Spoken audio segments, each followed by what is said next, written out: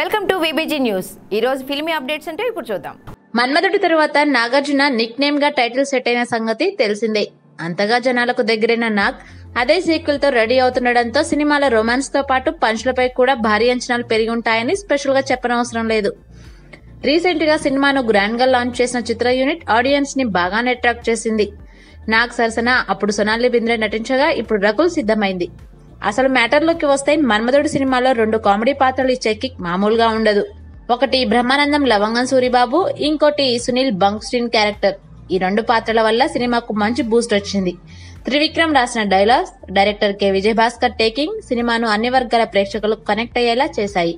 ఇక ఇప్పుడు యువ దర్శకుడు రాహుల్ రవిచంద్రన్ ఒక్కడే అంత భారీ పాత్రలను మళ్లీ కంటిన్యూ చేయగలడా, చేసిన ఆ లెవెల్లో మేనేజ్ చేయగలడా అనే అంచనాలు అందరిలో ఉన్నాయి.